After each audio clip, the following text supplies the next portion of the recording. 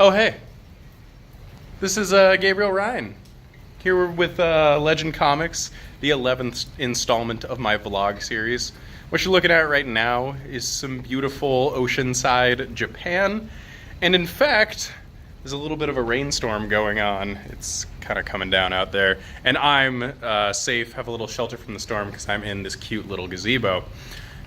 With it raining out here, I figured this was a perfect opportunity to bring up one of my favorite comic book topics, and that is gutters.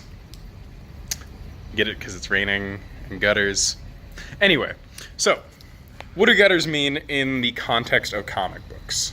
Well, a gutter is when you're looking at a page of a comic book and there's separate panels, separate art pieces that are separated out by lines that are drawn in between them.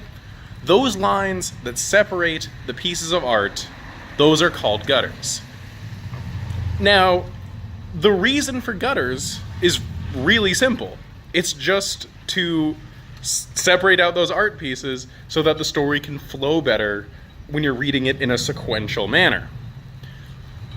And as simple as it is, I would argue that gutters are, artistically speaking, the single most important piece of a comic book. They define the medium itself. Now, why is that? Well, I think to answer that question, we have to start off by looking at the medium that is most similar to comic books. And that would be, of course, movies.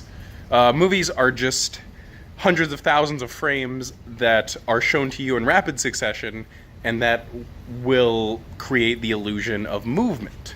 And comic books are very similar in that aspect, in that they are a lot less frames, but they're separated out by these gutters, and you read them sequentially, and that creates the narrative in your mind as you're reading. Now, the point of gutters is that they convey time. That's how a comic book can convey a sense of time. If you're ever reading a comic book, you can notice this innately, in that if a gutter is closer, or if there's less gutter in between two panels, then just in your mind, without you even cognizantly realizing it, the shorter the amount of gutter, the less time that you think is happening in between those two panels. And if you stretch out the gutter in between the panels, it literally takes you longer for your eyes to go from one panel to the next panel. So subconsciously, your brain is conveying that as time. Literally, you are thinking that time is passing in between the events of those two panels. And if you ever pick up a comic book and you start looking at it again with this notion of gutters are there to convey time to you, it can change your entire perception of how you are experiencing this comic book story. And I would highly recommend it to you next time you go pick up a comic book, is to just take a couple minutes and really analyze the gutters that you're looking at. Now, if the person, if the artist or the writer that is doing the story doesn't want to get particularly artistic with it, you might just notice that the gutters are the same length regardless of the panels. And that's fine.